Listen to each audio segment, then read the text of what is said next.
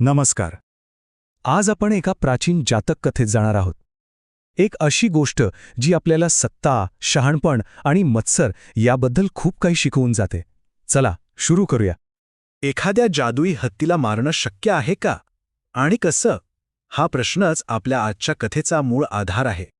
या कथेमध्ये आहे एक राजा आणि तो आहे मत्सरग्रस्त. त्याच्या डोक्यात एक भयंकर योजना शिजत आहे आणि ही योजनाच या कथेला एका अनपेक्षित आणि धोकादायक वळणावर घेऊन जाणार आहे. तर ही गोष्ट सुरू होते राजगृहातील एका भव्य पांढऱ्या हत्तीपासून. हा हत्ती सगळ्या राज्याचा आणि तिथल्या लोकांचा प्रचंड लाडका होता. पण हा काही साधासुधा हत्ती नव्हता. तो एक बोधिसत्व होता, म्हणजे बुद्ध बनण्याच्या मार्गावर असलेला एक पवित्र जीव. त्यामुळे तो फक्त एक प्राणी नव्हता, तर ज्ञान आणि करुणेचं प्रतीक होता. विचार करा, एक भव्य पांढरा शुभ्र हत्ती.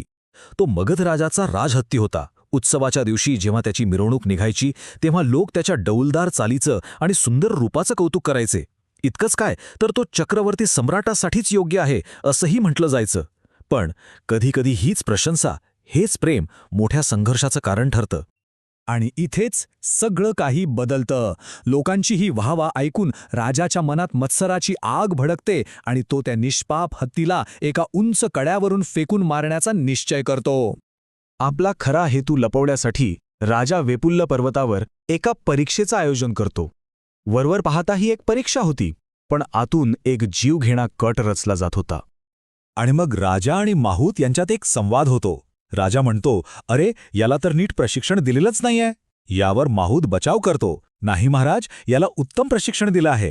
खरं तर राजा मुद्दाम हत्तीच्या क्षमतेवर शंका घेत होता, कारण त्याच्या मनात काहीतरी वेगळंच शिजत होतं.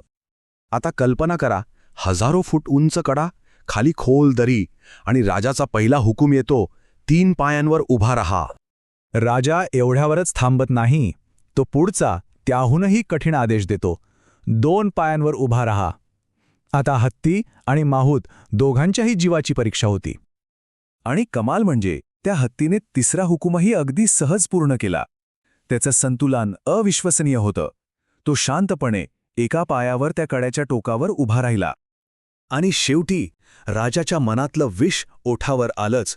त्याने अशी मागणी केली जी पूर्ण करणं अशक्य होतं आणि ज्याचा अर्थ फक्त मृत्यू होता. पण म्हणतात ना, जिथे जुलूम संपतो तिथेच शाणपण सुरू होतं.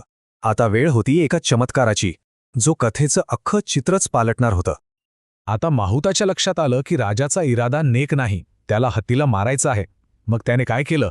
त्याने लगेच हत्तीच्या कानात एक गुप्त आज्ञा कुजबुजली. त्याला सांगितलं की आता वेळ आली आहे, तुझी शक्ती वापर आणि थेट बनारसला उडून जा. आणि तो क्षण आलाच. हत्तीने आपल्या दैवी शक्तीचा वापर केला आणि थेट आकाशात उंच झेप घेतली. राजा फक्त हताश होऊन पाहतच राहिला. हा शहाणपणाचा आणि सत्याचा विजय होता.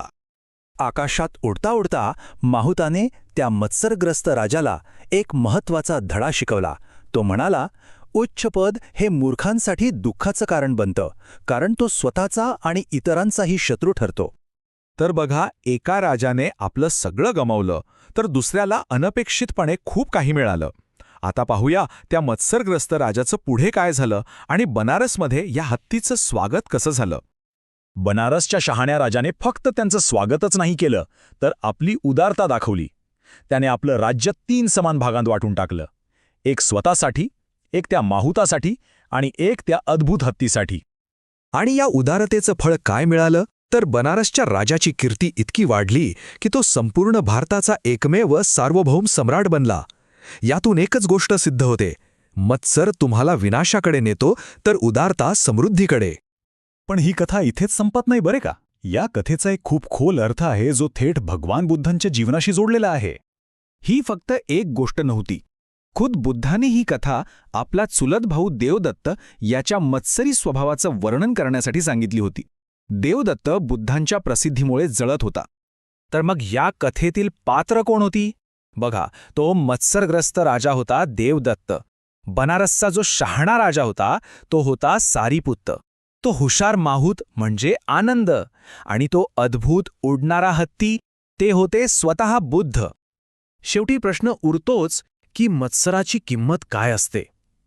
ही कथा आपल्याला हेच तर दाखवते की मत्सर फक्त स्वतःचाच नाही तर आजूबाजूच्या सगळ्यांचा नाश करतो.